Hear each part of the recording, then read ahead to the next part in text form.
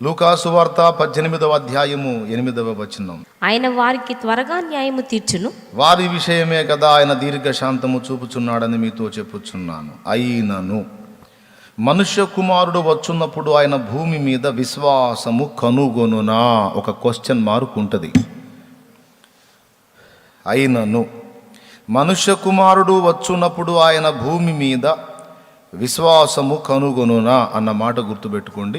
ప్రభునందు ప్రియులారా, చెప్పే మాటలు జాగ్రత్తగా మనస్కరించండి. ఈ లూకా సువార్త 18వ అధ్యాయములో చాలా ముఖ్యమైన విషయాలు ఉన్నాయి. ఒకటి కాదు, అనేకం ఉన్నాయి. వాటిల్లో ఒకటి బీద విధవరాలు యొక్క ఉపమానము. ఏంటి ఈ ఉపమానం అంటే, ఒక బేదరాలు ఉంది, ఆమె విధవరాలు.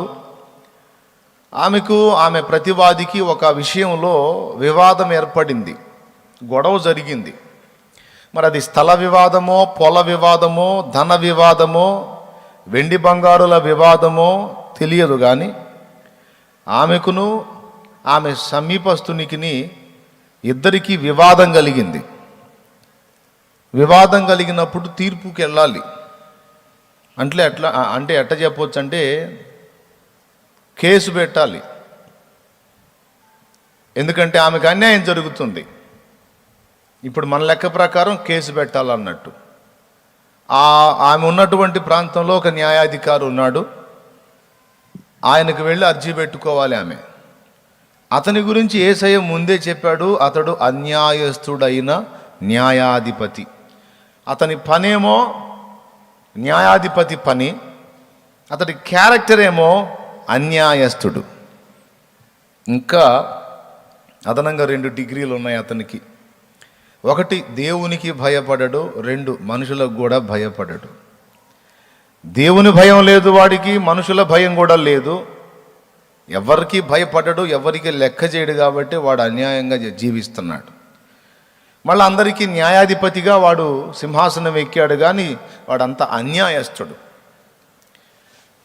మరి అలాంటి వాడి దగ్గరికి ఏం వెళితే న్యాయం జరిగిద్దా? సరే, జరిగిద్దో జరగదో తర్వాత తేల్చుకుందాం. ముందైతే నా ప్రతివాది విషయమై నేను న్యాయాధిపతి దగ్గరకు పోవాలని ఫిక్స్ అయిపోయింది. బాగా వినండి. వెళ్ళింది ఒకరోజు.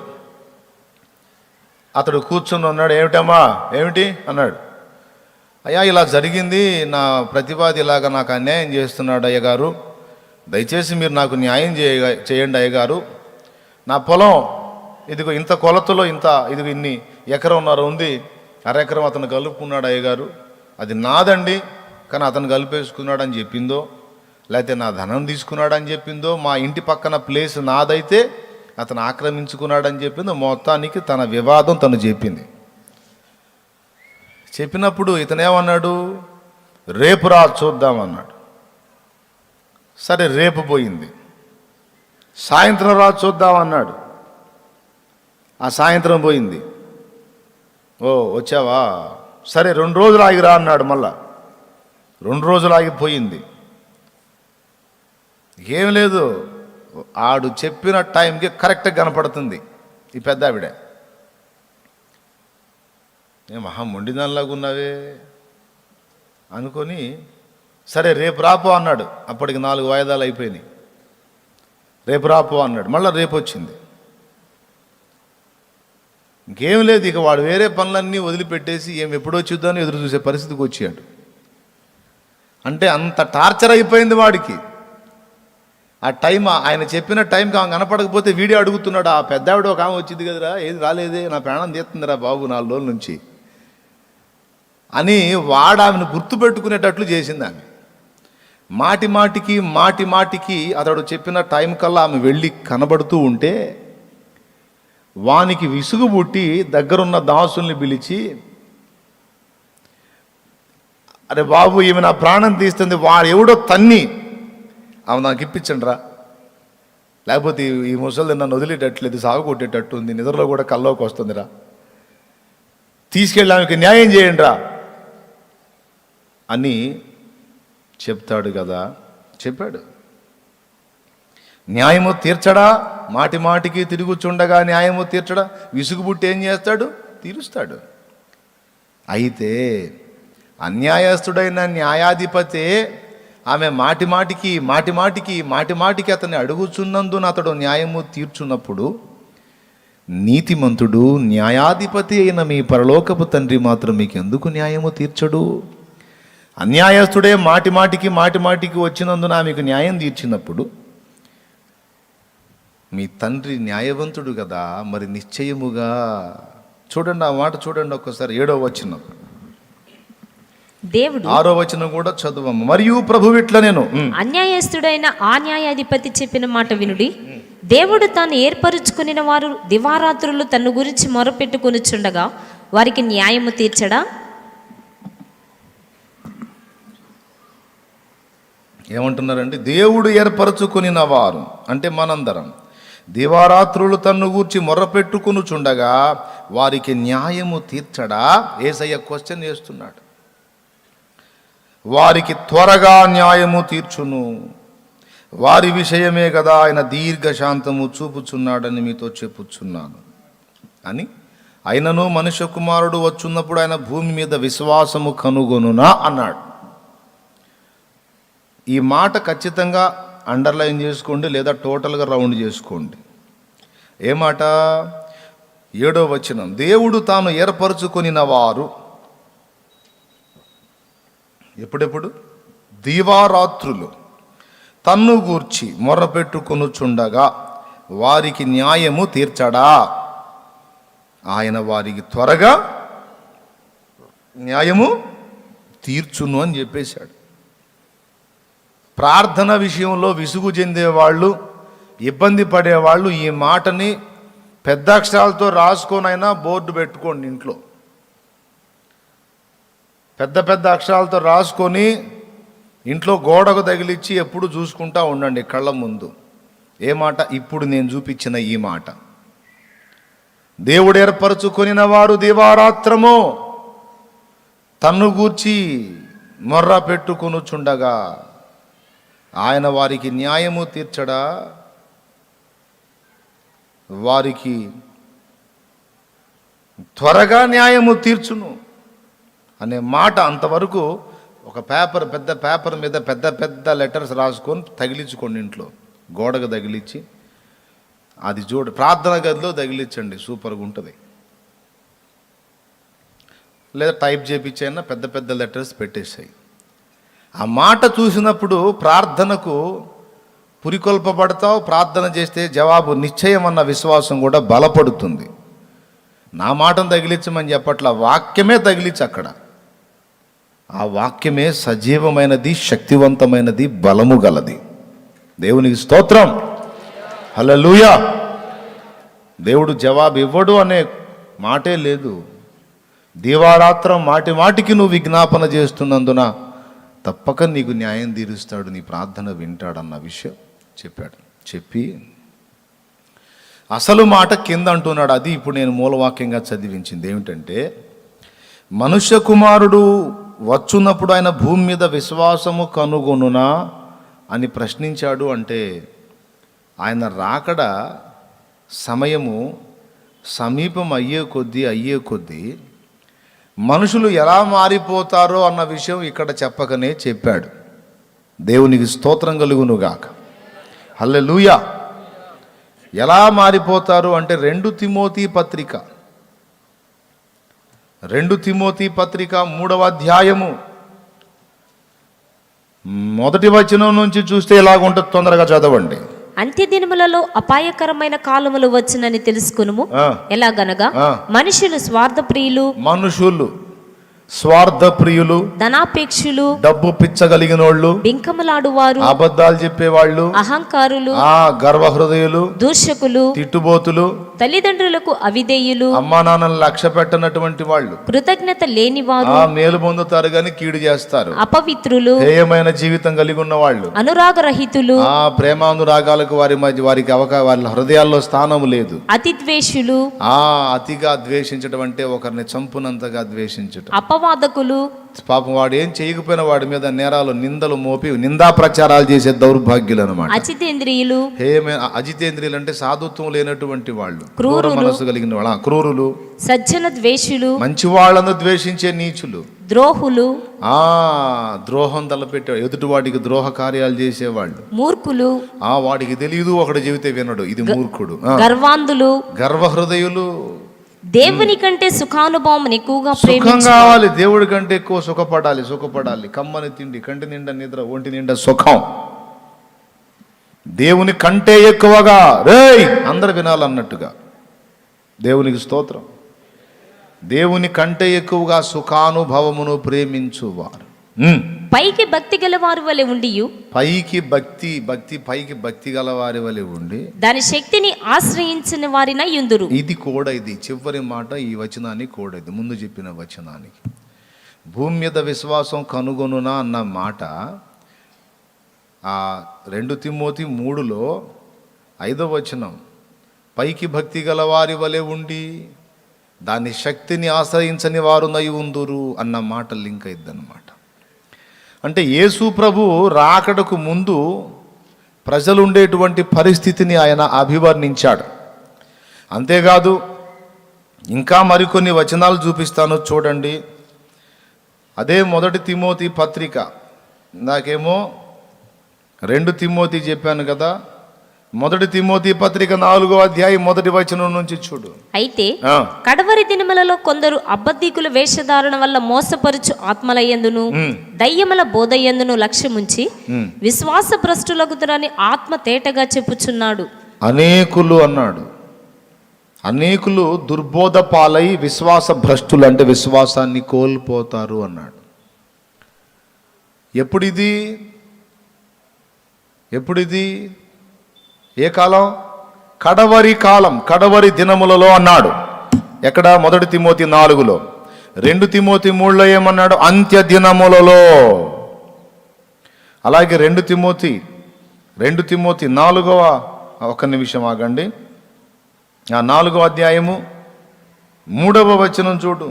ఎందుకనగా జనులు హితబోధన సహింపక దురద చెవులు గలవారై తమ స్వకీయ దురాశలకు అనుకూలమైన బోధకులను తమ కొరకు పోగు చేసుకుని సత్యమునకు చెవినియ్యక కల్పనా కథల వైపునకు తిరుగు కాలము కల్పనా కథల వైపునకు తిరుగు కాలం అన్నాడు. ఒక కాలం, కల్పనా కథల వైపు తిరుగు కాలం. ఏ కాలం ఇది? అంత్యకాలమే. ఇప్పుడు చెప్తున్నా వినండి. అంత్యకాలంలో ఏమేం జరుగుతాయి? మొట్టమొదటిది, హితబోధను విసర్జించి తమ శరీర సంబంధమైన దురాశలకు అనుకూలమైన బోధకులను తమ కొరకు పోగు చేసుకుంటారట. అంటే బోధకులు సంఘాన్ని పోగు చేయటం కాదు, సంఘమే బోధకులను పోగు చేసుకుంటుందట. ఎలాంటి బోధకుల్ని పోగు చేసుకుంటుంది అంటే, తమ స్వకీయమైన దురాశలకు సపోర్ట్ చేసేటువంటి బోధ ఎవరైతే చేస్తారో ఆ విధమైన బోధకులను సంఘమే పోగు చేసుకుంటుందట. అంటే హితబోధ అంటే ఆరోగ్యకరమైన బోధ, ఖండించుట, బుద్ధి చెప్పుట, హెచ్చరించుట, దిద్దుబాటు చేయుట, ఇలా కాదు ఇలా జీవించాలి అని పద్ధతులు నేర్పుట, శ్రమలు లేని సుఖ విలాసవంతమైన జీవితం కాదు, అవసరమైతే దేవుని కొరకు ఘోర శ్రమలకు కూడా మనం సిద్ధపడాలి అని శ్రమలకు సిద్ధపరిచే బోధ. ఈరోజు శ్రమలను సంఘం ఎదుర్కోవాలి. రాకడలో, అంత్య దినములలో, యేసుక్రీస్తు 2వ రాకడలో కూడా సంఘము శ్రమలను ఎదుర్కోవాలి అని చెప్తే కొంతమందికి నచ్చట్లా. ఒకడన్నాడు, ప్రలోభాన్ని ఆశించి మీరు అది బోధిస్తున్నారు అన్నాడు ఒక ప్రబుద్ధుడు ఫోన్ చేసి. క్రీస్తు సంఘము అంత్య అబద్ధ క్రీస్తు పరిపాలనలో అగ్ని పరీక్షలో నిగ్గుదేలవలసి ఉన్నది అని నేను బోధిస్తే ఒక ప్రబుద్ధుడు ఫోన్ చేసి తమ్ముడితో అన్నాడు, ఏమన్నాడో తెలుసా? ప్రలోభానికి మీరు ఆశించి సర్పబోధ చేస్తున్నారు అన్నాడు. ప్రలోభాన్ని ఆశించి నాకు చిక్కినట్టయితే నేను ఇంకొక మాట చెప్పేవాడిని. ఎవడ్రా ప్రలోభ పెట్టింది? దౌర్భాగ్యుడా. దౌర్భాగ్యుడు అంటే తిట్టు అనుకోవాకండి, భాగ్యము పోగొట్టుకున్నవాడు. అర్థమైందా? దేవునికి స్తోత్రం కలుగును గాక. మరి అంతేగా, సత్యాన్ని వదిలిపెట్టుకున్నాడు, సత్యం పోగొట్టుకున్నాడు దౌర్భాగ్యుడే. ఎవర్రా ప్రలోభానికి లోనై బోధ చేస్తుంది? శ్రమలు ఉన్నాయంటే ఇచ్చేవాడు కానుకిస్తాడా? లేకపోతే ఏ శ్రమ ఉండదు మనకు హాయిగా ఉంటుందంటే కానుకిస్తాడా? మనకి ఏ నొప్పి ఉండదు, అన్ని దీవెనలే, అన్ని ఆశీర్వాదాలే, అన్ని భోగాలే. నువ్వు ఏదన్నా చేయి, దేవుడు నీకు తోడై ఉన్నాడు, మస్తుగా ఆశీర్వదిస్తాడనే దానికి ప్రజలు స్పందిస్తారా? అబ్బాయి దేవుని కోసం అవసరమైతే చావాల్సి వచ్చింది, హతసాక్షి మరణం పొందాల్సి వచ్చింది, బాబు సిద్ధంగా ఉండండి అంటే జనం అబ్బా ఏం బోధ చేశారు అయ్యగారు, ఇదిగో తీసుకోండి అని ఇస్తారా? ఏ బోధను బట్టి ప్రజలు స్పందిస్తారు? ఏ బోధకు ఎక్కువ ప్రజలు స్పందిస్తారు? ఏ బోధను ఎక్కువ ఇష్టపడతారు? ఎలాంటి బోధకుల్ని ఎక్కువ ఫాలో అవటానికి ఇష్టపడతారు? వాళ్ళ శరీర సంబంధమైనటువంటి సమస్యలకు పరిష్కారం సూచించేటువంటి భక్తులను ఎక్కువ మంది ఫాలో అవుతారు. మనకి రెండూ ఉన్నాయి. దేవుని కృపలో, దేవుని చిత్తములో అవసరతలకు సహాయం ఇవ్వగలడు, అవసరమైతే పరీక్షలో మనల నుంచి శ్రమలకు కూడా అప్పగించగలడని రెండు బోధించేటువంటి భక్తుల్ని తక్కువ మంది ఫాలో అవుతారు. నేను చాలామంది భక్తుల్ని, పెద్ద వయసున్న భక్తుల యొక్క ఛానల్స్ అన్ని చూస్తుంటాను. నేను సత్యం చెప్పి, సత్య సంబంధమైనటువంటి ఉపదేశం చేసి శ్రమలకు సిద్ధపరిచే వాళ్ళని, సత్యవాక్యాన్ని లోతుగా బోధించే వాళ్ళని ఎక్కువ మంది పట్టించుకోవటంలా నాకు బాగా అర్థమైపోయింది. దాన్ని బట్టే కన్ఫామ్ చేసుకున్నా. ఏమని అంటే, ఇది అంత్యదినమే, ఇది అంత్యదినములే. తమ స్వకీయమైన దురాశలకు అనుగుణ్యమైన బోధకులను పోగు చేసుకొని, ఆ సహోదరుడు అంటాడు, ఆ సహోదరుడలే మనోడిని ప్రబుద్ధుడన్న ఇబ్బంది లేదులే, ఫోన్ చేసి మరి శ్రమలలో సంఘం ఉండదో, ఉందని చెబితే అది సర్పబోధ అన్నాడు. కడుపులో మండిపోయింది. శ్రమలకు సిద్ధపరిచేది దేవుని వాక్యం. శ్రమలు లేవు, సుఖము, విలాసవంతమైన జీవితం అని చెప్పేది సత్యం కాదు, అది సత్యబోధ కాదు. తాను సర్పబోధలో ఉండి మనల్ని విమర్శించాడు. ఎవడు సర్పబోధలో ఉంది, ఎవడు దుర్బోధలో ఉంది? దేవుని యొక్క సంఘము కడవరి కాలములో అగ్ని పరీక్షల చేత శుద్ధ సువర్ణమై మొత్తం కల్మషమంతా కడగబడినదై మేలిమి బంగారై ఎత్తబడాలి. అది వాక్యం. శ్రమలు లేవు కాదు. ప్రభువు చిత్తమైతే హతసాక్షులం కూడా అవ్వాల్సి ఉంటుంది. దానికి కూడా మెంటల్గా ప్రిపేర్ అవ్వాలి. అది విశ్వాసం. అంతేగాని అమ్మో నొప్పింపక తానవ్వక తప్పించుకు తిరుగువాడే నేర్పరి సుమతి అని ఏముండదు. ఏం బోధ? అది చేయమంటాడు నన్ను. నేను వాడు పిలిస్తే వచ్చానా సేవకి? ఏసై పిలిస్తే వచ్చానా? మరి ప్రభువు స్తోత్రం కలుగును గాక. హల్లెలూయా. చెప్పు గట్టిగా, స్తోత్రం చెప్పు. లెక్క చేసే ప్రసక్తే లేదు. సత్యం ఏదో రేపు అక్కడ తేలుస్తాడు. రాకడలో తేలిద్దిగా. సంఘం ఉంటుందో శ్రమలకు ముందే ఎత్తబడిద్ది అనేది రేపు రాకడలోనే తేలిద్ది. ఎందుకు అనవసరంగా ఇప్పుడు? అవసరం లేదు. కానీ నన్ను ఫాలో అయ్యే బిడ్డల్ని మాత్రం రెండు రకాలుగా నేను ప్రిపేర్ చేస్తా. దేవుడు చిత్తం అయితే ఇహమందు నీకు ఆశీర్వాదం ఇస్తాడు. ఒకవేళ శ్రమలకే నిన్ను అప్పచెబితే దానికి కూడా నువ్వు సిద్ధపడి ఉండాలి. షాలేము రాజు అనేవాడు రెండు చెప్తాడు. వేదన పడుతున్న వానికి ఆదరణ దొరుకుతుంది, బాగానే ఉన్నాళ్ళని అనుకునే వానికి అవసరమైతే సిద్ధపడి ఉండు బాబు అనే హెచ్చరిక దొరుకుతుంది.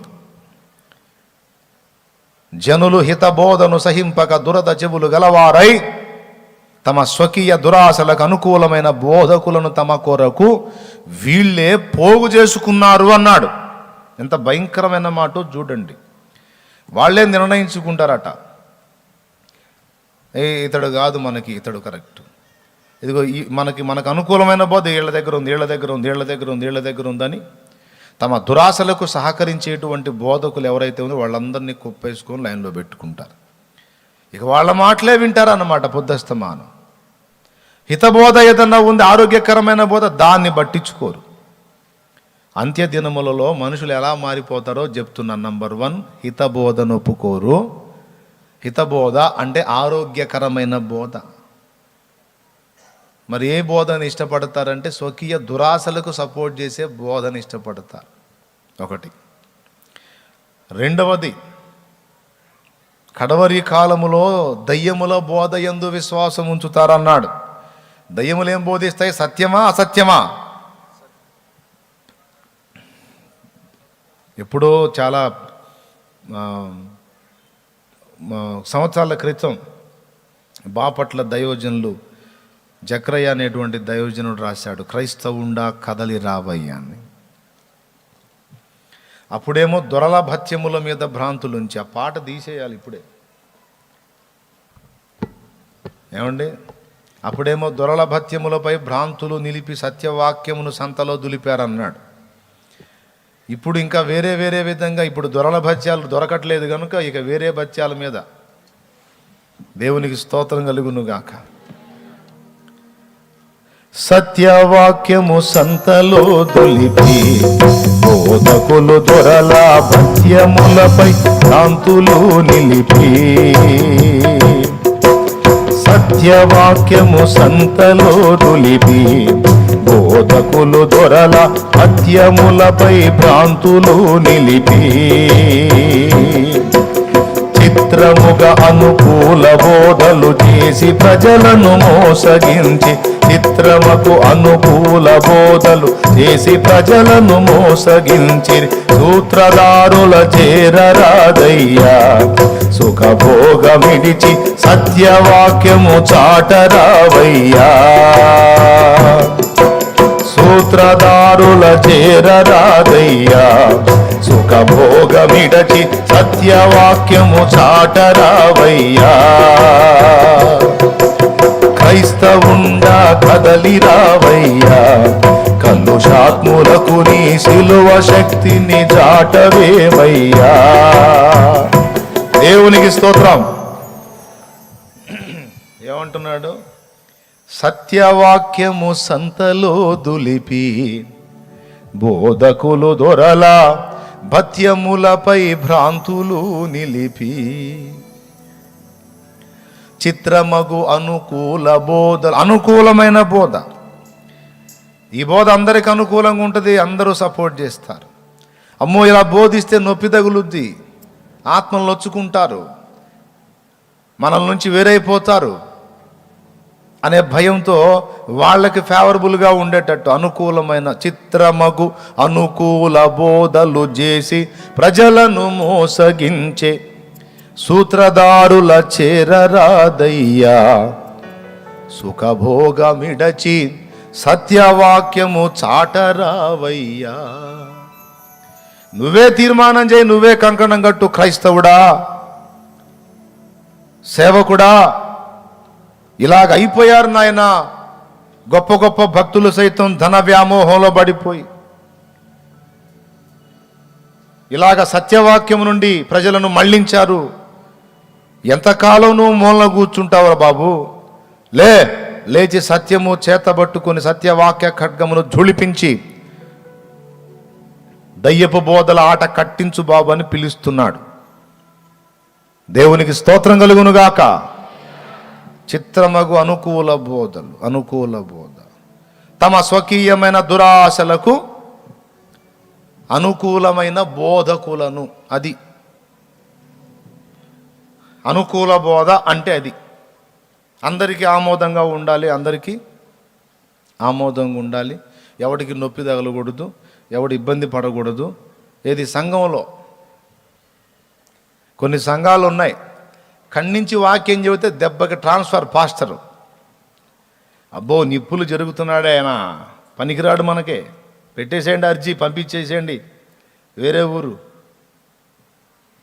సిన్సియర్ పోలీస్ ఆఫీసర్ని కానీ ఊళ్ళో నుంచి నక్సల్స్ ఏరియాలో వేసినట్టు. దేవునికి స్తోత్రం కలుగునుగాక. హల్లెలూయా.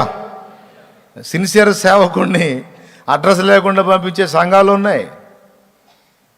పేరుకే పాస్టర్, పెత్తనం అంతా వేరే వాళ్ళదే.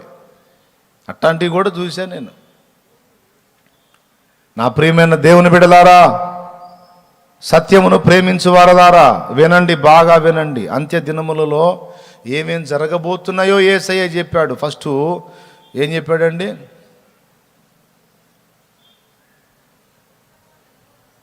హితబోధకు చెవినీయక దురాశలకు సపోర్ట్ చేసేటువంటి అనుకూల బోధకు తమ మనస్సునిస్తారు. 2, దయ్యముల బోధ యందు లక్ష్యం ఉంచుతారు. 3, కల్పనా కథల వైపు తిరుగుతారు. సత్యవాక్యం పట్టించుకోరు, కల్పనా కథల వైపు తిరుగుతారు. 4, పైకి భక్తి గల వారి వలె ఉండి దాని శక్తిని ఆశ్రయించని వారై ఉంటారు. నేతి బీరకాయలో నెయ్యి ఉండనట్టు విశ్వాసులలో విశ్వాసము లేని భక్తి, రోషము లేని భక్తి, పట్టుదల లేని భక్తి వచ్చేస్తుంది. అంతేకాదు ప్రేమ లేని వ్యక్తులు తయారవుతారు. అక్రమము విస్తరించుట చేత అనేకుల ప్రేమ చల్లారిపోతుందన్నాడు మత్తయి సువార్త 24వ అధ్యాయములో. నిరాకడకు యుగ సమాప్తికి సూచన లేవని శిష్యులు అడిగినప్పుడు యేసయ్య చెప్పిన మాట అది. ఏ మాట? అక్రమం విస్తరిస్తుంది, క్రమం తప్పుతారు అందరూ కూడా, అక్రమం అయిపోతుంది ఎక్కువ శాతం. అక్రమం విస్తరించుట చేత అనేకుల ప్రేమ చల్లారిపోతుంది. దేవుని మీద ప్రేమ చల్లారిపోతుంది, సాటి సహోదరుడి మీద కూడా ప్రేమ చల్లారిపోతుంది. ప్రేమ లేని వ్యక్తులు నిలబడిపోతారన్నాడు, ఇట్లా తయారైపోతారన్నాడు. ఈ 5 రకాలు గుర్తుపెట్టుకోవాలి. అంత్యదినములలో ఏమేమి అవుతారు అనేది ఒకటి మెయిన్ హెడ్డింగ్ పెట్టుకొని కింద రాయాలన్నమాట. ఏమేమి అవుతారంటే, కల్పనా కథలకు చెవినిస్తారు, దయ్యముల బోధకు లోబడతారు, అనుకూల బోధకులను తమ కొరకు పోగు చేసుకుంటారు. ఇది 3. 4వది, పైకి భక్తి గల వారి వలె ఉండి దాని శక్తిని ఆశ్రయించని వ్యక్తులుగా ఉంటారు. 4 అయిపోయిందా? 5వది, అక్రమం విస్తరించి అనేకుల ప్రేమ చల్లారిపోతుంది, ప్రేమ లేని వ్యక్తులు తయారవుతారు. 5, ప్రేమ లేనివాడు దేవుని ఎరగడు. దేవుని భక్తులే కానీ దేవుని ప్రేమ లేనందున దేవుని ఎరగనట్టే ఉంటారు. 6వది, దేవుని కంటే సుఖానుభవాన్ని ఎక్కువ ప్రేమించడానికి ఇష్టపడే వ్యక్తులు తయారవుతారు. దేవుని కంటే కూడా సుఖానుభవం ఎక్కువ కావాలి, ఏ నొప్పి తగలకూడదు, హాయిగా ఉండాలి, జీవితం పూల మీద నడకలాగా ఉండాలి. వాక్యమేమో మనకి ముళ్ళ మీద నడక బోధించింది, ఇరుకు మార్గాన్ని బోధించింది. కానీ వీళ్ళు మాత్రం దేవుని కంటే ఎక్కువగా సుఖానుభవమును, కమ్మని తిండి, కంటి నిండా నిద్ర, ఒంటి నిండా సుఖం. ఇది ఇది ఇది 6 సంగతులు. అంత్య దినాల్లో మనుషులు ఎలా తయారవుతారు, ఏ విధంగా మనం సంఘాన్ని చూడవచ్చు అని. ఇక 7వ సంగతి, భూమి మీద మనుష్య కుమారుడు వచ్చున్నప్పుడు ఇలాంటి విశ్వాసం అసలు కనుగొనునా. ఎలాంటి విశ్వాసం అంటే, ఆమె మొండికి తిరిగి పదే పదే ఆ న్యాయాధిపతి, అన్యాయస్తుడైన న్యాయాధిపతిని పదే ఆయన పాదాలు ఆశ్రయించి మేలు పొందినట్టు దేవుని నమ్మి దేవుని పాదాలు పదే ఆశ్రయించి మొర్రపెట్టి విజయం సాధించేటువంటి భక్తులు కనపడతారా అని. అంతటి ప్రార్థనా పరులు, దేవుని యందు విశ్వాసం ఉంచి దేవుని దగ్గరే యాచించేటువంటి ప్రార్థనా పరులు అంత్య దినములలో తక్కువైపోతారు అని అర్థం వచ్చేటట్టు మాట్లాడాడు. అంత్య దినాల్లో ఎట్లా అవుతారంటే 7 సంగతులు చెప్పాను. దేవునికి స్తోత్రం కలుగును గాక. చెప్పాలి గట్టిగా. ఇట్లాగా అయిపోతారు అన్నాడు. మరి ఎప్పుడన్నా ఈ అంత్య దినాలు అంటే ఎప్పుడో కాదు, ఇప్పుడు ఆల్రెడీ వచ్చినాయని చెప్తున్నాను నేను. యేసయ్య 2వ రాకడకు ముందు కొన్ని సంవత్సరాల ముందు ఇలాగుంటుంది. మరి యేసయ్య రాకడ ఘట్టము ఇక అంత్యాబద్ధ క్రీస్తు పరిపాలనప్పుడు ఎట్లా ఉంటుంది అంటే, అబద్ధ క్రీస్తు పరిపాలన లైన్లోకి వచ్చేసరికి సంఘము చాలా వరకు సరిచేయబడి ఒక కొలికొచ్చే దశకు వచ్చేస్తుంది. ఇప్పుడేమో మలినమైపోయి గందరగోళంగా అస్తవ్యస్తంగా ఉంది. ఇదంతా అబద్ధ క్రీస్తు పరిపాలన సమీపం అయ్యే కొద్దీ షేపు మారిపోయి ఇక రాకడకు అనుకూలమైన సంఘముగా రూపుదిద్దుకుంటుంది. ఇందులో ఒక హెచ్చరిక ఉంది, ఒక నిరీక్షణ ఉంది. దేవునికి స్తోత్రం చెప్దామా? ఇప్పుడు నేను చెప్పిన ఈ మ్యాటర్లో ఒక హెచ్చరిక, ఒక వార్నింగ్ ఉంది, ఒక నిరీక్షణ కూడా ఉంది. వార్నింగ్ ఎప్పటికంటే ప్రస్తుతానికి, నిరీక్షణ ఎప్పటికంటే ఆయన రాకడకు ముందు సంఘం ఉండబోతున్న తీరు. ఇప్పుడు ఉదాహరణకి ఆయన రాకడికి వచ్చేదాకా సంఘం ఇలానే ఉంటే, ఇంత అస్తవ్యస్తంగా ఉన్న సంఘాన్ని తీసుకెళ్ళి ఏం చేసుకుంటాడు? ఇప్పుడు మొహం గడకుండా, సరిగా చీర కట్టుకోకుండా, సరిగా ఆభరణాలు పెట్టుకోకుండా, అంత దరిద్రంగా ఉండి దుర్గంధపూరితంగా ఉన్న అమ్మాయికి పెళ్ళి ఎట్లా సాధ్యమవుతుంది? ఇప్పుడు సంఘ పరిస్థితి అలాగుంది, అస్తవ్యస్తంగా, గందరగోళంగా, స్వయం వైరుధ్యం అన్నట్టుగా అయిపోయింది ఇప్పుడు సంఘం పరిస్థితి. అలాంటి కండిషన్లో ఈరోజు మనమున్నాం. స్వయం వైరుధ్యం అంటే తన్ను తానే వ్యతిరేకించుకొనుట. సంఘం ఈరోజు తన్ను తానే దాడి చేసుకుంటుంది, తన్ను తానే గాయపరుచుకుంటుంది. దేవునికి స్తోత్రం. ఇలాంటి అస్తవ్యస్తంగా ఉన్న సంఘాన్ని తీసుకెళ్ళి ఏం చేసుకుంటాడు? ముందు సిద్ధపరచుకుంటాడు. అక్కడ సింహాసనం ఎక్కడానికి తగినటువంటి వ్యక్తిగా ఆయన పట్టమహిషి, భూమి మీద ఉన్న వధువు సంఘము రెడీ అవుతుంది. అయితే అలా రెడీ కావటానికి ముందుండే దశ ఇప్పుడు మనమున్న దశ. ఈ దశలో మనకు చాలా డేంజర్ ఉందన్నట్టు. అందుకే దేవుడు ఈ మాట ప్రకటింపజేస్తున్నాడు, అందుకు మాట్లాడుతున్నా. ఇప్పుడున్న పరిస్థితులు మనం గమనించి చూస్తే మునుపు లేనంత శోధన ఈనాడు మన భక్తికి ఉంది. మునుపు భక్తులకు ఉన్నటువంటి పరిస్థితులు వేరు, మనకున్న పరిస్థితులు వేరు. ఆనాడు వాళ్ళ మొదటి శతాబ్దపు క్రైస్తవ్యానికేమో ఒక విధమైన శోధన, ఈ అంత్య దినముల క్రైస్తవ్యానికేమో మరొక విధమైన శోధన. ఆనాడేమో సాతాను వాళ్ళ ప్రార్థనా జీవితాన్ని, సువార్త పరిచర్యను బలముతో, అంటే శారీరక బలముతో అడ్డుకున్నాడు. అధికారులను అప్రమత్తం చేసి అపోస్తలులు సువార్త ప్రకటించకుండా, ప్రార్థన చేయకుండా, సత్యాన్ని వ్యాపింపజేయకుండా వాళ్ళు జులుం ప్రదర్శించారు. సైతాను ప్రేరణతో ఎక్కడోళ్ళనక్కడ తొక్కి పట్టారు. అది ప్రారంభపు క్రైస్తవ్యానికి జరిగినది. సింహాలకు ఆహారంగా వేశారు. ఆడు నీరో చక్రవర్తి ఉన్నాడు, మహా దుర్మార్గుడు. క్రైస్తవులను సింహాలకు ఆహారంగా వేసి ఆ సింహాలు వాళ్ళని చీల్చి చెండాడుతుంటే చూసి పక్క నవ్వేవాడు.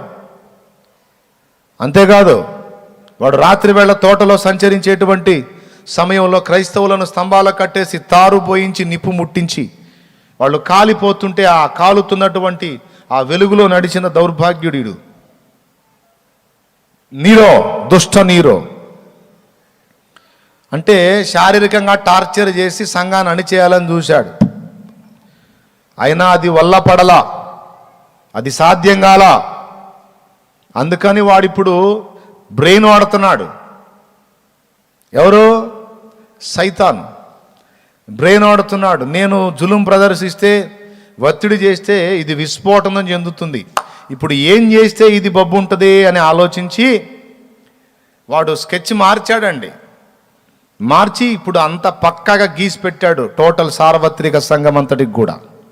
భూమి మీద సాతానుకు శత్రువులు ఎవరన్నా ఉన్నారు అంటే మనమే, సంఘమే. భూమి మీద సాతాను ఎవరితోనైనా యుద్ధం చేస్తాడు అంటే మనతోనే, సంఘముతోనే. భూమి మీద సాతానుకు తలనొప్పి ఏదన్నా ఉంది అంటే భూమి మీద దేవుని రాజ్యంగా ఉన్న సంఘమే, అంటే మనమే.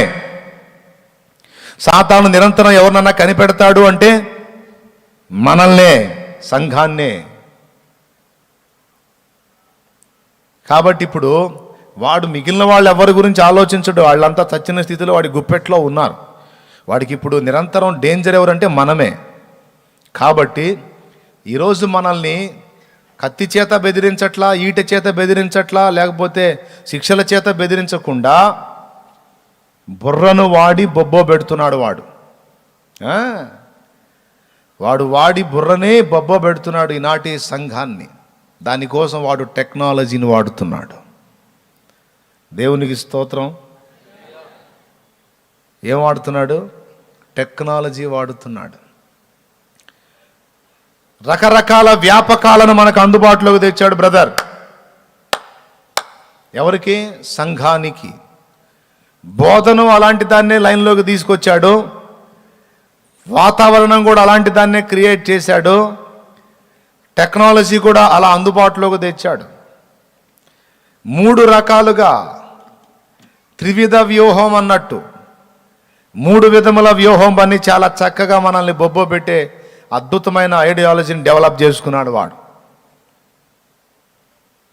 క్రైస్తవుడికి పతనం ఏంటో తెలుసా?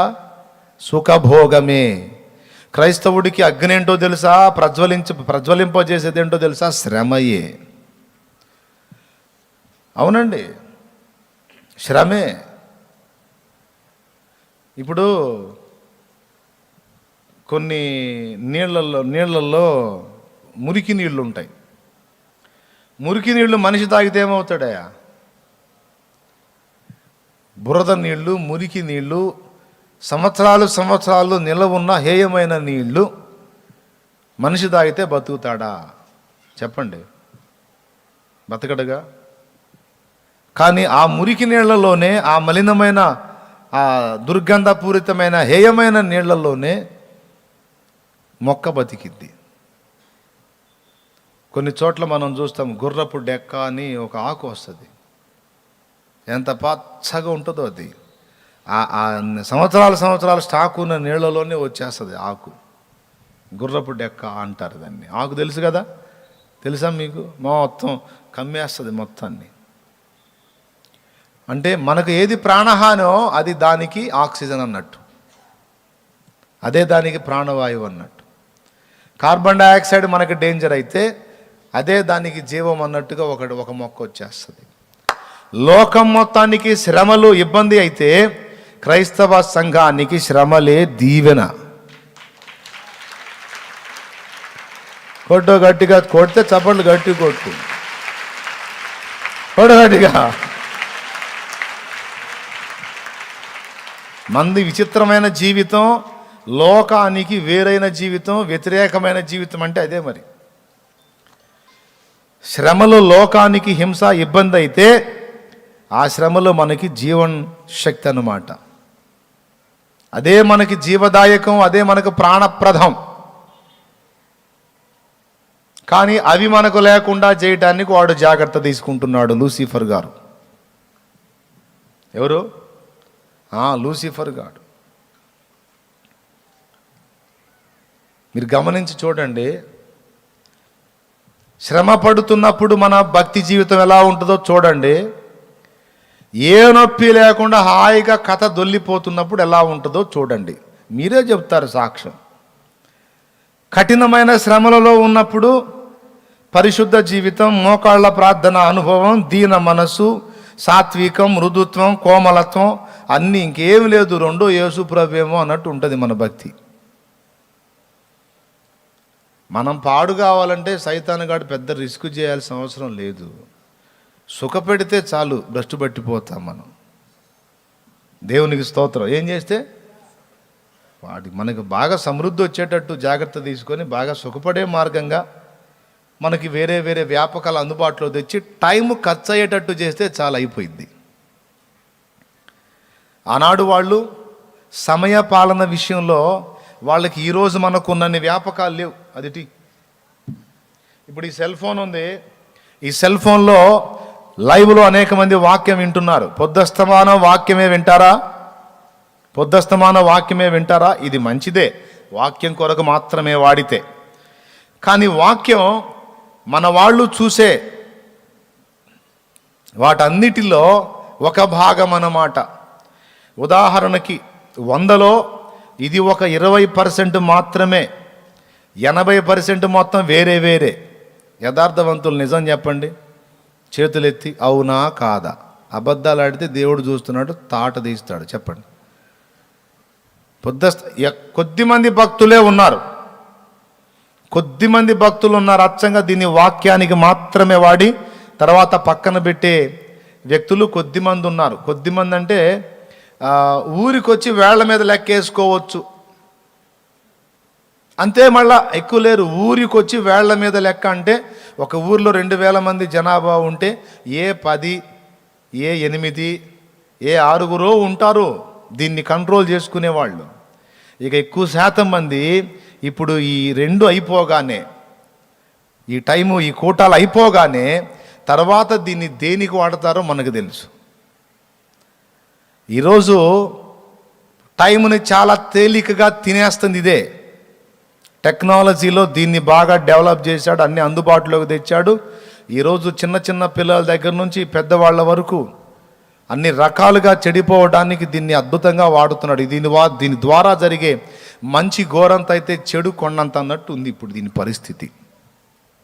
కొంతమంది మళ్ళీ ఆవేశపడకండి లైవ్లో ఉన్నోళ్ళు, అదేంటన్నయ్య దీనివల్లే కదన్నయ్య మీరు మాకు దొరుకుతుంది, అమ్మా దీనివల్లేనమ్మా, మంచిదేనమ్మా, అంతవరకే వాడితే ఎంత ధన్యత, కానీ నీ వల్ల కాదే, తర్వాత దానిలో ఉన్న అయస్కాంతపు శక్తి నిన్ను లాగుద్దే. అవునండి, ఆడవాళ్ళని కొన్ని చిన్న కోడలు, కార్తీక దీపం, అత్తారింటికి దారి, పెద్ద కోడలు, చెప్పండి ఇంకా పేర్లు ఉంటాయిగా. ఏమండి ఇవన్నీ ఆడవాళ్ళని కొన్ని లాగుతుంటే మగవాళ్ళనేమో ఫేస్బుక్, వాట్సాప్లో పంపబడేవి, యూట్యూబ్లో, మొన్నటిదాకా ఏంటంటే టిక్టాక్ ఒకటి. ఇక వాళ్ళు ఇష్టం వచ్చినట్టు వాళ్ళు డ్యాన్సులు వేయటం, పిచ్చి పిచ్చి వేషాలన్నీ వేయటం, అందులో పెట్టడం. సో ఒక పైకి అంటా ఉంటే వస్తూ ఉంటాయి, ఎన్ని వందలు వేలు వస్తూ ఉంటాయి.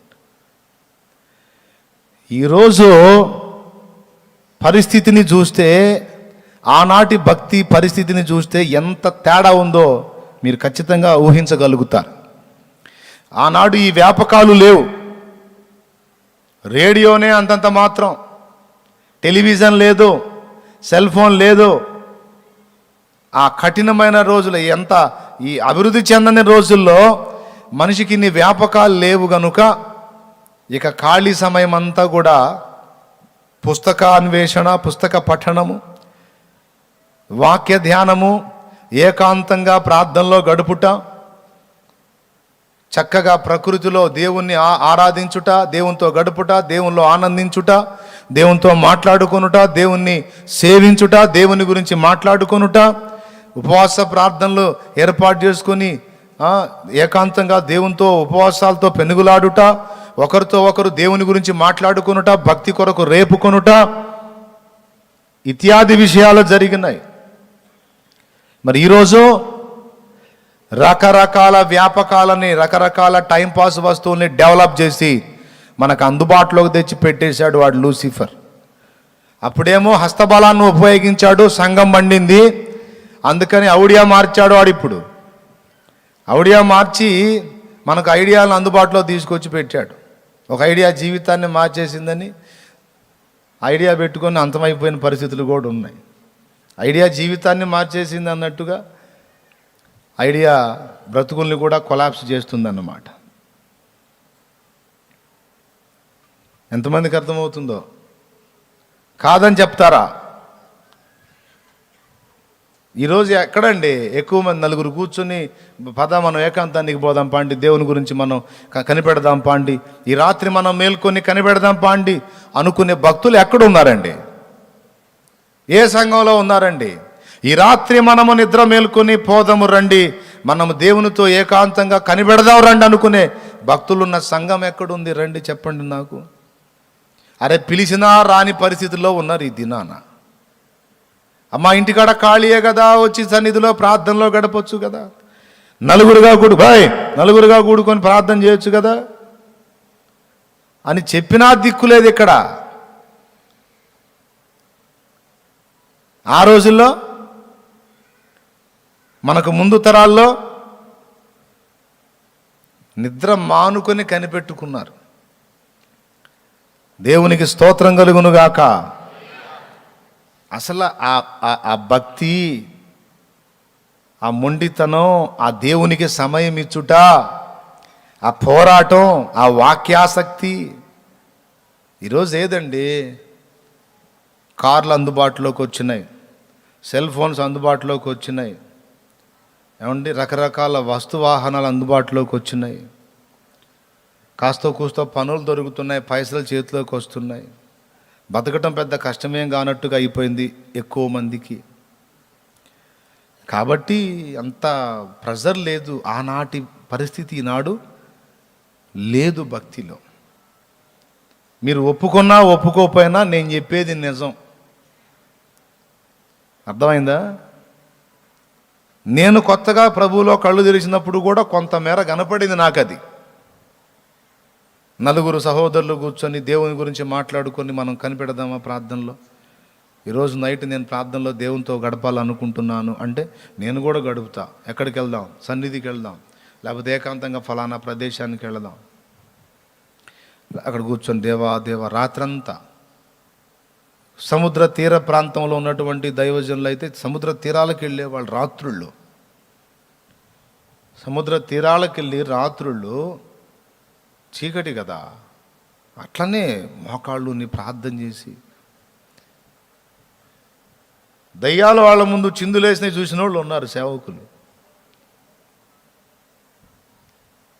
దయ్యాలండి రియల్గా వాళ్ళని ఆత్మలో వాళ్ళ కళ్ళ ముందు వాళ్ళని డిస్టర్బ్ చేయడానికి ఆత్మలకు ఆ సౌకర్యం ఉంది. అవి కనబడాలనుకుంటే కనబడతాయి. దేవుడు వాటిని బయలుపరచాలనుకుంటే చూపిస్తాడు. వాటిని చూడగలిగే నేత్రాలు మనకి ఇస్తాడండి. కొంతమంది దయ్యాల ఆత్మలు కదా అవి కనపడతాయా అంటారు. ఈ భౌతిక నేత్రాల్లో కనపడు, దేవుడు కళ్ళు తెరిస్తే కనపడతాయి. ఎలీషా దైవజనుడు తన పనివాని విషయంలో ఏమన్నాడు? యెహోవా వీడు చూచున్నట్లు వీని కండ్లను తెరువు అన్నప్పుడు వాళ్ళ చుట్టూ ఉన్నటువంటి కాపుదలంతటిని కూడా అతడు చూచినట్టుంది. అలా చూశారు. ముంగమూరు దేవదాస్ అయ్య గారి స్టోరీలో ఆ బుక్లో చదివా నేను, ఒకటి నవ్వు వచ్చింది. ఓ చిన్నోడు ఆయన దగ్గరికి వెళ్ళి, కుర్రోడు, అయ్యగారు నాకు ఒక కోరిక ఉందండి అన్నాడట.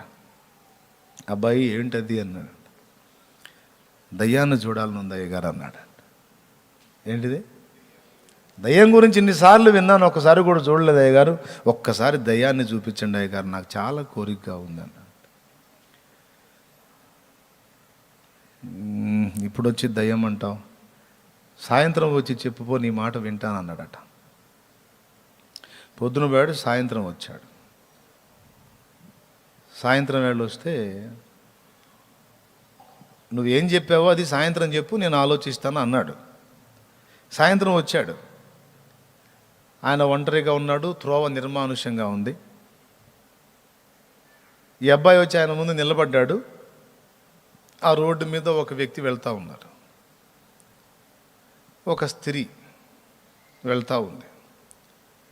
ఇతను వచ్చి ఇక అయ్యగారు అవకాశం ఇస్తే ఈయన మ్యాటర్ మళ్ళీ పొద్దున్న చెప్పింది గుర్తు చేద్దాం అనుకున్నాడు. ఆయన ఏం చేశాడు? అబ్బాయి అదిగో ఆ వెళుతున్నామని ఒకరు నేను పిలిచానని పిలువయ్యా అన్నాడు. వెంటబడ్డాడు. ఆమె వెళ్ళిపోతూ ఉంది, చకచక నడుచుకుంటూ వెళ్ళిపోతూ ఉంది. ఇతనే ఈ కుర్రోడు పరిగెత్తుతున్నాడు. ఇదిగో అమ్మా, ఇదిగో పెద్ద ఆయన పిలుస్తున్నాడు నిన్ను, అయ్యగారు పిలుస్తున్నాడు అమ్మో అంటే ఆ వెనక్కి చూడట్లా. ఈ పరిగెత్తుతా ఉన్నాడు. ఎంత స్పీడ్గా పరిగెత్తినా ఈ మనిషి ఇంకా అంత దూరం కనపడుతుంది అతనికి. పరిగెత్తి పరిగెత్తి పరిగెత్తి అందుకున్నాను రా బాబా అనేసరికి మళ్ళీ అంత దూరం కనపడుతుంది. ఇది ఇక్కడే ఉంది, అంత దూరం కనపడుతుంది ఏందని ఎంత పరిగెత్తి కూడా అందుకోలేక వెనక్కి వచ్చి, ఆమెంది అయ్యగారు అసలు ఆగకుండా వెళ్తుంది, ఎంత పిలిచినా ఆగట్లేదు, పట్టించుకోవటం లేదు, అయ్యా అలా ఆమెను అందుకుందామని ఎంత పరిగెత్తినా అందుకోలేకపోయినాను అయ్యగారు అన్నాడట. అప్పుడు ఆయన చెప్పాడు, సరే లేకపోతే పోన్లే నువ్వెందుకు వచ్చావు అన్నాడట. పొద్దున్న చెప్పారుగా అయ్యగారు. ఏంటిది అన్నాడట. అదే దయ్యాన్ని ఒకసారి చూపిమ్మని అడిగాను కదా, అది అందుకని ఇప్పుడు రమ్మన్నారని వచ్చాను అయ్యగారు అన్నాడు. ఇప్పుడు దాకా నువ్వు పరిగెత్తింది దాని వెంటేరా అన్నాడట. అబ్బాయి ఇప్పుడు దాకా నువ్వు పరిగెత్తింది దాని వెంటే అన్నాడట. ఏంది? అవును బాబు నువ్వు పరిగెత్తింది దాని వెంటే అన్నాడు. అయ్యగారు చూపిమని అడిగాను కానీ పరిగెత్తించమని అడిగాను. అమ్మ బాబోయ్ నా పరిస్థితి ఏమైపోయేదని గడగడగడలాడిపోయాట. భయపడకు అబ్బాయి భయపడకు, దేవుని చూడాలని కోరుకోయా, దయ్యం ఎందుకు? దేవుని చూడాలని కోరుకో అబ్బాయి. దేవా నాకు కనబడుము, నాతో మాట్లాడుము, అందరికీ కనబడుము, అందరితో మాట్లాడుము అని ఆయన ప్రార్థన చేసేవాడు. ఆ అబ్బాయికి చెప్పాడు, అబ్బాయి దేవుని చూడాలని కోరుకో, దేవుని సన్నిధి చూడాలని కోరుకో. అది మోషే కోరికే. దేవాని మార్గమును నాకు చూపించుమన్నాడు. దయ్యాలు చూపించనలా. వాటిని చూస్తే మనకేమన్నా కళ్ళు వెలిగించబడతాయా, నిత్య జీవం వస్తుందా, ఆత్మబలం పొందిద్దా? దేవుని చూడు నాయనా. మోషే కన్నులు దేవుని చూచినవి గనుక 120 ఏండ్లు కంటి చూపు తగ్గలేదు, కాలి సత్తువ తగ్గలేదు బాబు. ఆ కాళ్ళు దేవుని కోసం నడిచినాయి, ఆ కళ్ళు దేవుణ్ణి చూచినాయి. ఆ రెండు జీవసహితం అయిపోయినాయి, శక్తిహీనం కాలేదు చచ్చిపోయేంత వరకు. చివరికి మోషే చనిపోయింది కూడా యెహోవా మాట చొప్పున. నీవు వెళ్ళి చనిపో అని ఈయన చెబితే పోయి ఓకే ఇప్పుడు చచ్చిపోతున్నాను బొబ్బోని ఉంటాడు నాకు తెలిసి. తప్పించి ఏదో పేషెంట్ అయిపోయి ఏదో ఇదైపోయి జబ్బును బారిన పడి ఇది చనిపోయింది కాదు. 120 ఏండ్లు కంటి చూపు తగ్గలేదు, కాలి సత్తువ తగ్గలేదు, దేవుని చూచిన కాళ్ళకు. హల్లెలూయా అని పంపించాడట. ఎంత అద్భుతమైన భక్తి సాధనో చూడండి. అంటే ప్రార్థన చేసి ఉంటాడు, ఆ చిన్నోడు వస్తాడు, ప్రభు ఒక్కసారి వాడు ఉబలాట పడుతున్నాడు, అది కనబడేటట్టు చేయనాయని అడుగు ఉంటాడు. దేవుడు చూపించాడు దాన్ని. వీడికి ఇంకా నాకు తెలిసి మళ్ళీ అడుగు ఉండడు అనుకుంటున్నాను నేను. చెమట్ల పట్టిన దాకా పరిగెత్తాడు కదా, అది ఎట్లా అందుతుందండి? అట్లా కూడా కనపడుతుందా అంటారు కొంతమంది. నేను 2 పర్యాయాలు చూశా. నమ్మరు ఒక్కొక్కడు, నాకు అనవసరం, నమ్మని వాగులో పడిన నాకు అనవసరం. నేను 2 పర్యాయాలు చూశా స్పష్టంగా. ఇక స్వప్న దర్శనంలో అయితే లెక్కలేనన్ని కొన్ని అనుభవించాం కూడా మేము.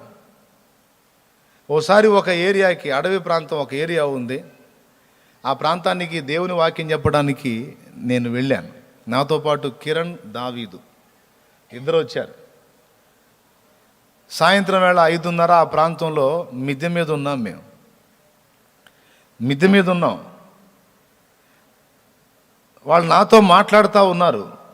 దగ్గరగా 6 కావస్తుంది సాయంత్రం వేళ 6 వాళ్ళు చూస్తూ ఉండగానే వాళ్ళ శరీరాల మీద చీమలు వస్తున్నాయి. ఫస్ట్ కిరణ్ ఒంటి మీద కనపడ్డది, దులిపేస్తూ ఉన్నాడు. ఈ చేతి మీద కనపడి దులిపేస్తే ఈ చేతి మీద కనపడుతుంది, రెండింటి మీద కనపడుతుంది, మళ్ళీ ఒంటి మీద కనపడుతుంది. దులుపుకుంటా ఉంటే వస్తూ ఉన్నాయి. ఇదేంది అన్న అని చుట్టూ చూస్తే పైన లేవు, పక్కన లేవు, ఎక్కడ లేవు, ఒంటి మీద చీమలు వస్తున్నాయి. ఏంటిది అది? సరే వదిలేసాయి. చూస్తూ ఉండగానే దావీదు ఒంటి మీద కనపడుతున్నాయి. మళ్ళీ దులుపుతా ఉన్నాడు, వస్తూ ఉన్నాయి. ఎటు చూసినా చీమ కనపట్టల్లా. పైనుంచి ఏమైనా పడుతున్నాయా కనపట్టల్లా, పక్క నుంచి ఏమైనా ఎక్కుతున్నాయా కనపట్టలే, ఎక్కడా చీమ జాడలేదు. ఒంటి మీద మాత్రం ఫుల్గా నా కళ్ళకు కూడా కనపడుతున్నాయి. ఇక నెంబర్ 3 నేనే, ఇక నా ఒంటి మీద కనపడాలి. కిరణ్ మీద కనపడ్డది, దావీదు మీద కనపడ్డది. ఇక నేను ఆలస్యం చేయకుండా తొందరగా మోకాళ్ళు వేయండి అన్నాను. మోకాళ్ళు వేయండి, ఏదో ప్రయోగతంతో జరుగుతుంది, మోకాళ్ళు వేయండి అని మోకాళ్ళు వేసాం. మోకాళ్ళు వేసి ఒక 15-20 నిమిషాలు ప్రార్థనలో ఉన్నాం, ప్రార్థన చేశాం. ప్రార్థన అయిపోయిన తర్వాత ఒక్కటి కనపడలా. ఎలాగైతే బాడీ మీద కనిపించింది అలాగే మొత్తం మళ్ళీ అదృశ్యం అయిపోయింది. ప్రాక్టికల్గా కొన్ని అనుభవించా, 2 పర్యాలు చూసా. ఎలా కనపడేదని అడుగుతారే, ఒకసారి రండి నేను చెప్తా. ఇక్కడికి వస్తే దేవునికి స్తోత్రం కలుగును గాక. హల్లెలూయా. కహానీలు కాదు, నిజమే. దురాత్మలు ఉన్నాయి. బైబిల్ అబద్ధం చెప్పిద్దా? యేసయ్య పరిచర్యలో దయ్యాలు వెళ్ళగొట్టేది ఒకటి లేదు. దయ్యమే లేకుండా ఏమి వెళ్ళగొట్టాడు మరి?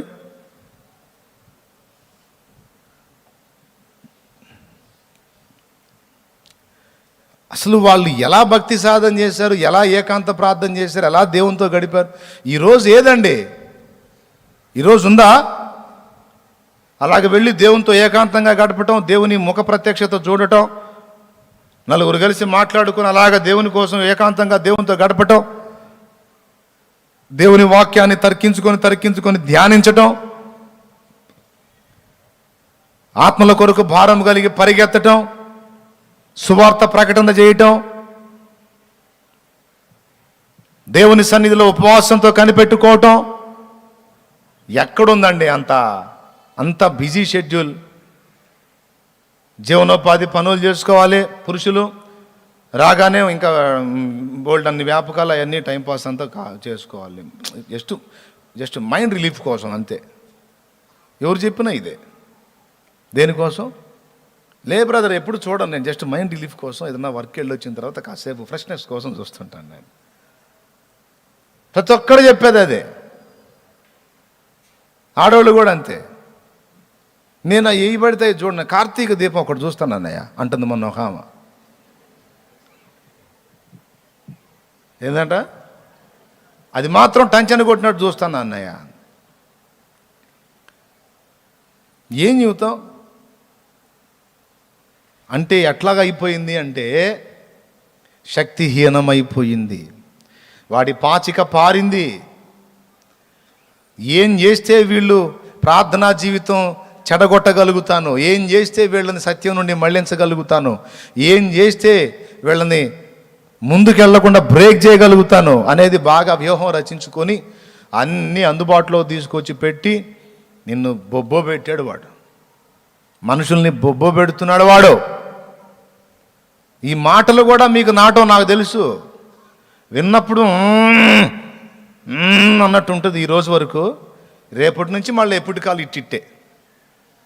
కావాలంటే చూసుకోండి, మరి దమ్ముంటే సై. మరి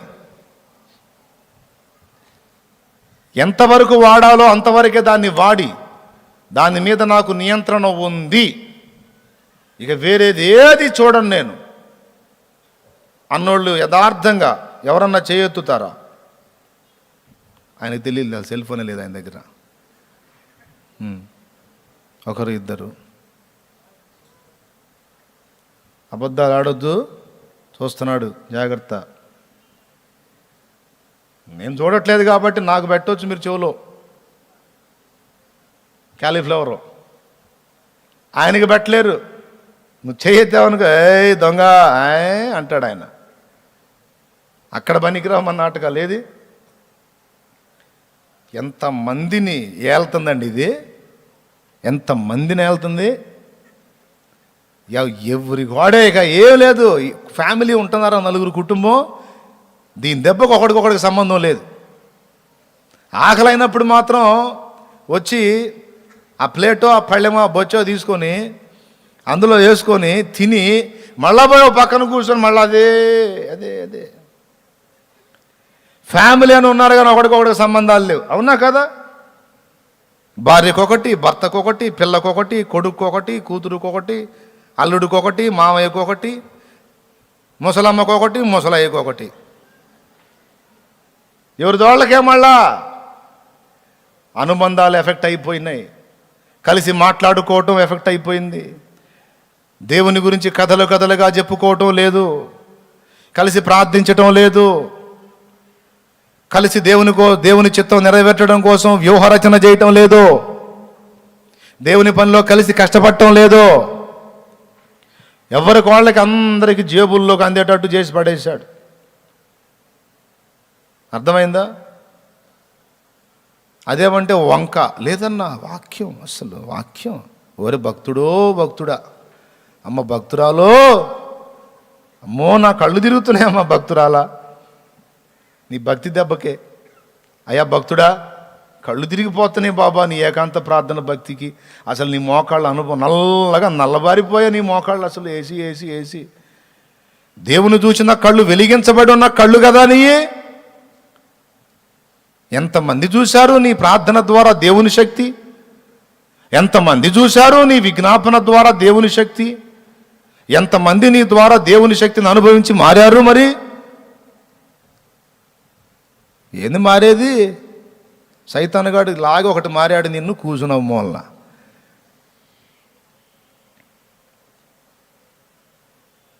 కాదంటారా? అవునంటారా? ఈరోజు మనుషులందరినీ సుఖపెడుతున్నాడు వాడు, సుఖపెడుతున్నాడు. భోగాలలో నిద్రపుచ్చుతున్నాడు. నొప్పి లేకుండా అన్ని అందుబాటులో అందేటట్టు జాగ్రత్త తీసుకొని నిద్రపుచ్చాడు. అందుకే నిద్రపోతున్న సంఘం ఎట్లాగ అయిపోయింది అంటే ఇట్లాగ అయిపోయిందన్నమాట. పైకి భక్తి గల వారి వలె ఉండి శక్తిని ఆశ్రయించడు. ఎవరో ప్రార్థన చేస్తే నాకు తగ్గాలన్న ఆలోచనే కానీ నేను మోకాళ్ళుని పెనుగులాడితే దేవుడు నాకెందుకు జవాబివ్వడు అనే పట్టుదల కలిగిన వాళ్ళు ఎంతమంది ఉన్నారు? ఇదిగో నేను ప్రార్థన చేసి సాధించాను, నేను ఎవరి దయా కోరలేదు, నా సమస్యల విషయమై నేనే దేవుని పాదాలు పట్టుకొని పెనుగులాడి ఇదిగో జవాబు పొంది నిలబడ్డాను అన్నోళ్ళు ఎంతమంది? ఎవరున్నారా నా కోసం ప్రార్థన చేసేవాళ్ళు? ఎవరున్నారా నా కోసం చేసేవాళ్ళు? వెతుక్కొని మీరు చేయండి, మీరు చేయండి, మీరు చేయండి, మీరు చేయండి. నువ్వేం చేస్తా? ఎవరెవరు ఉన్నారో వాళ్ళందరికీ చెప్పుకొని నువ్వు మాత్రం టైంపాస్ చేస్తుంటావా? తప్పు. నువ్వే పెనుగులాడాలి, నువ్వే సాధించాలి, నువ్వే గెలవాలి. యేసయ్య పక్షపాతం లేని దేవుడు. పాస్టర్ చేస్తే ఒక రకంగా, నువ్వు చేస్తే ఒక రకంగా కాదు. ఆయనకు అందుబాటులోకి ఎవరు వచ్చినా వాళ్ళ ప్రార్థన విని కార్యం చేస్తాడు ఆయన.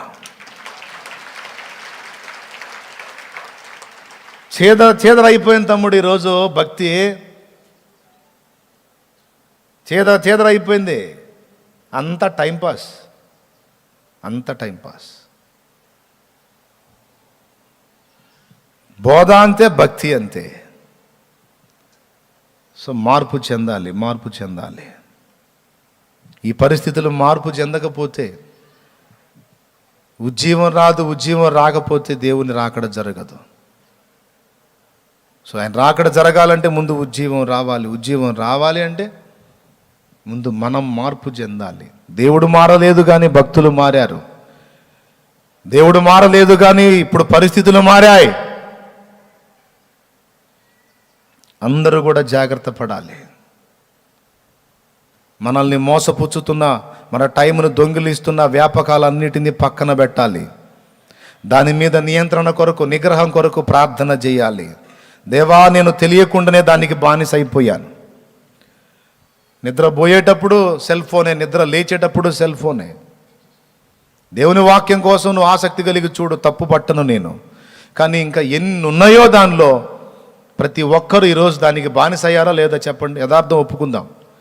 సెల్ ఫోన్కి బానిసలు అయ్యారా లేదా? ఎంతమంది వీళ్ళు మామూలు కాదు. చేతులు ఎత్తలేదు మీరు వాడరా సెల్ ఫోను? షో చేయవాకండి, చేతులు ఎత్తండి మర్యాదగా.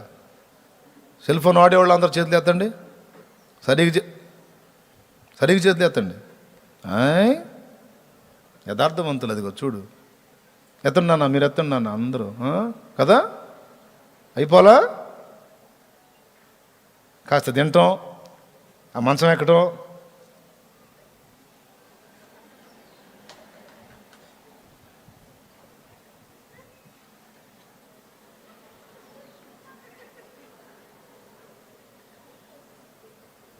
ఈ కళ్ళు లాగుతుంటే మెడ లాగుతుంటుంది. ఈ గోడలు లాగుతుంటాయి. టెలివిజన్ అయినా ఏమో కుటుంబం కలిసి చూసేవాళ్ళు. ఇప్పుడు అసలు అవసరమే లేదు. ఎవడు గోల వాటిది. ఈడు సెల్ ఈడు చూసుకుంటుంటే ఎవడు సెల్ వాడు చూసు. అసలు వాతావరణం మారిపోయిందండి. భక్తి ఫీలే మారిపోయింది. ఈరోజు భక్తి జీవితం అంతా పొల్యూట్ అయిపోయింది. ఆత్మ సంబంధులకి నేను చెప్పే బాధ అర్థమైద్ది, కానీ శరీర సంబంధులకు అర్థం కాదు. ఎటు పోతుందనేది ప్రకృతి సంబంధులకు అర్థం కాదు, దేహ సంబంధులకు అర్థం. నిజంగా ఆత్మీయతను ఇష్టపడే వాళ్ళకి బహురోషం కలిగిద్ది, సిగ్గు కలిగిద్ది. నిజమే కదా అనిపిస్తుంది. మనం దిద్దుబాటు చేసుకోవాలి దాని విషయంలో. భోగాలు పక్కన పెట్టాలి, భోగాలు పక్కన పెట్టాలి. క్రైస్తవుండా కదలి రావయ్యా, కలుషాత్ములకుని సిలువ శక్తిని జాటవేమయ్యా. క్రైస్తవుండా కదలి రావయ్యా, కలుషాత్ములకుని సిలువ శక్తిని చాటవేమయ్యా. ఎండవానాలనియు జడిసి ఎంతకాలము మూలనుందు, ఎండవానాలనియు జడిసి ఎంతకాలము మూలనుందు, కండలను ప్రేమింతువేమన్నా. ఈ మంటి కండలు ఎంత పెంచిన మంటికేనన్నా. కండలను ప్రేమింతువేమన్నా. ఈ మంటి కండలు ఎంత పెంచిన మంటికేనన్నా.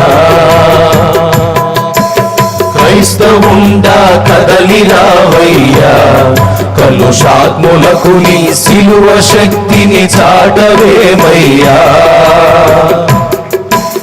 వసుధలో ప్రజలెల్లరూ యేసు వాక్యంబు వినకు బాధగుని వాంఛించుచుండగను. వసుధలో ప్రజలెల్లరూ యేసు వాక్యంబు వినకు బాధగుని వాంఛించుచుండగను. మిషనులెల్లా మిషల చేత నిట్టి పడుచు వాదములతో, మిషనులెల్లా మిషల చేత నిట్టి పడుచు వాదములతో, యేసు బోధను విడచిరారన్నా. నీవెంత కాలము వారి చేత ముందురన్నా. యేసు బోధను విడచినారన్నా. నీవెంత కాలము వారి చెంత ముందురన్నా. క్రైస్తవుండా కదలి రావయ్యా, కలుషాత్ములకు నీ సిలువ శక్తిని చాటవేమయ్యా. సత్యవాక్యము సంతలో దులిపి బోధకులు దొరల పద్యములపై భ్రాంతులు నిలిపి. సత్యవాక్యము సంతలో దులిపి బోధకులు దొరల పద్యములపై భ్రాంతులు నిలిపి. చిత్రముగా అనుకూల బోధలు చేసి ప్రజలను మోసగించి, చిత్రముకు అనుకూల బోధలు చేసి ప్రజలను మోసగించి, సూత్రధారుల చేరరాదయ్యా. సుఖభోగమిడచి సత్యవాక్యము చాటరావయ్యా. సూత్రధారుల చేరరాదయ్యా. సుఖభోగమిడచి సత్యవాక్యము చాటరావయ్యా. క్రైస్తవుండా కదలి రావయ్యా, కలుషాత్ములకు నీ సిలువ శక్తిని చాటవేమయ్యా. క్రైస్తవుండా కదలి రావయ్యా, కలుషాత్ములకు నీ సిలువ శక్తిని చాటవేమయ్యా. ఎండవానాలనియు తడిసి ఎంత కాలము మూలనుందు, ఎండవానాలనియు తడిసి ఎంత కాలము మూలనుందు, కండలను ప్రేమింతువేమయ్యా. ఈ మట్టి కండలు ఎంత పెంచిన మంటికేనయ్యా, అందలాలే మింగువేమయ్యా. ఈ మంటి కండలు ఎంత పెంచిన మట్టికేనన్నా, క్రైస్తవుండా కదలి రావయ్యా. కలుషాత్ములకు నీ సిలువ శక్తిని చాటవేమయ్యా. దేవునికి మహిమ. దేవుడు హెచ్చరిక చేస్తాడు, మానవుడు జాగ్రత్త పడాలి. దేవుడు వార్నింగ్ ఇస్తాడు, మనిషి దిద్దుకోవాలి. ఒక పక్క విని ఒక పక్క వదిలేస్తే చేయగలిగేది ఏమి లేదు, జరిగే చూడటమే. రోషం లేని వాళ్ళంతా రాజీ పడతారు అలాగా, సిగ్గు వదిలేసిన వాళ్ళు రాజీ పడతారు అలాగా, భక్తిహీనతలో సాతాను చేత మోసపోయిన వాళ్ళు రాజీ పడతారు అలాగా. ఎక్కడున్నామో ఆ స్థితిలోనే అలాగే ఉండిపోదామని. కానీ రోషం కలిగిన వాళ్ళు అట్ట రాజీ పడరు. నిజమే కదా. ఏంటి నా ఆత్మీయ జీవితంలాగా అయిపోయింది, ఏంటి నా భక్తిలాగా అయిపోయింది, ఏంటి నా విశ్వాసం ఇలాగా అయిపోయింది, ఏంటి నాలో ఈ నిర్జీవం ఏంటి,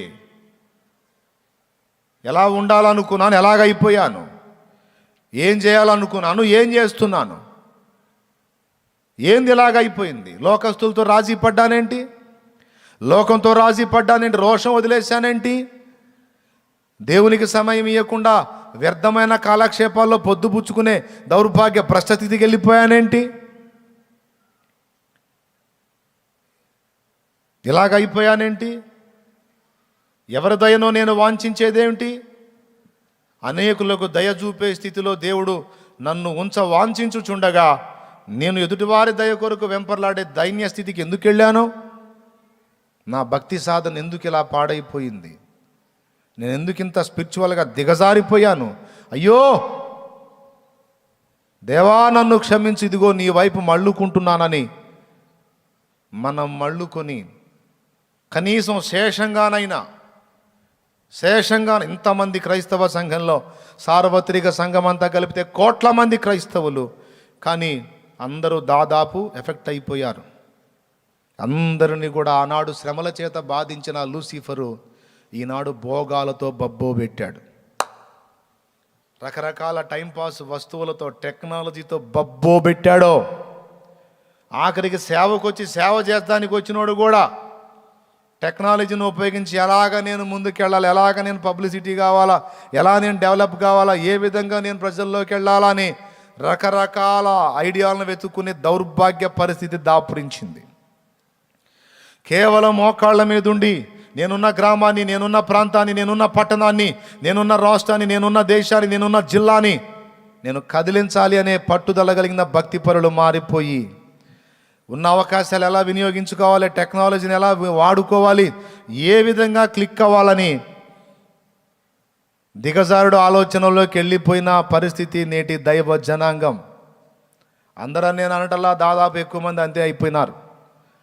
కాబట్టి ఎవరికాళ్ళు ఆలోచన చేయాలి, ఎవరికాళ్ళు జాగ్రత్త పడాలి. దేవుని రాజ్యం ఒట్టి మాటలతో, టెక్నాలజీతో, ఐడియాలజీతో కాదు, దేవుని శక్తితోనే ఉన్నది. అంత్య దినములలో పైకి భక్తి గల వారి వల్లే ఉండి దాని శక్తిని ఆశ్రయించని స్థితిలో ఉంటారన్న గుంపులో నీవు ఉండరాదంటున్నాడు దేవుడు. దేవుని కంటే సుఖానుభవమును ఎక్కువ ప్రేమించేటువంటి గుంపులో నువ్వు ఉండరాదంటున్నాడు దేవుడు. నీవు నా కొరకు ప్రత్యేకించుకుంటావా అని పిలుస్తున్నాడు ఈవేళ. నువ్వన్నా శేషంగా నా కోసం నిలబడతావా? అందరూ చెడిపోయారు, నువ్వు కూడానా? అందరూ సోమరులైపోయారు, నువ్వు కూడానా? అందరూ నిష్ఫలులైపోయారు, నువ్వు కూడానా?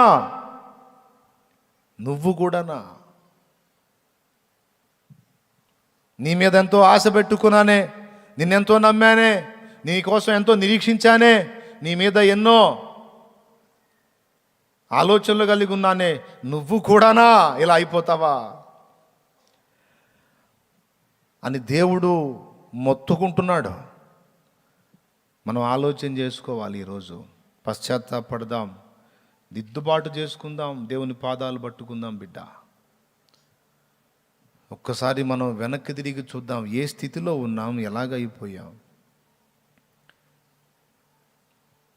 ఏ మెట్టు నుంచి ఏ మెట్టుకు దిగజారిపోయాం, ఏది మనలో ఆత్మీయత ఏది, మనలో ఆ విశ్వాసం ఏది, మనలో ఆ ప్రార్థనా జీవితం ఏది, మనలో ఆ సత్యాసక్తి ఏది, మనలో దేవుని జీవం ఏది? మళ్ళా భక్తి చేస్తున్నట్టే ఉన్నాం కానీ సాటిస్ఫాక్షన్ లేదు, తృప్తి లేదు. భక్తి చేస్తున్నాం కానీ శక్తిని అనుభవించట్లా, శక్తిని అనుభవించినంతగా భక్తి చెయ్యట్లా. మోసపోయాం, శత్రువు చేసిన కుయుక్తుల కుట్రలో మోసపోయాం. తేరుకుందాం, తిరిగి దేవుని వైపు మళ్ళుకుందాం. దేవుని కొరకు శ్రమానుభవమును పొందుదాం. శ్రమపడు మనస్సును ఆయుధముగా ధరించుకుందాం. అందులోనే మనకు భద్రత ఉంది. ఖాళీగా ఉండకుండా దేవునితో గడుపుదాం. ఒక నిర్జీవ వస్తువుకి మనల్ని మనం అప్పజెప్పుకోకుండా, అది ఒక నిర్జీవ వస్తువు, ఈ నిర్జీవ వస్తువుకి మనల్ని మనం అప్పజెప్పుకోకుండా జాగ్రత్త పడదాం. ఆత్మీయులైన వాళ్ళు గుర్తించి దేవునికి అందుబాటులోకి వస్తారని నమ్మి ఈ మాటలు బోధిస్తున్నా. దేవుడు అందరి మనోనేత్రాలు వెలిగించుగాక.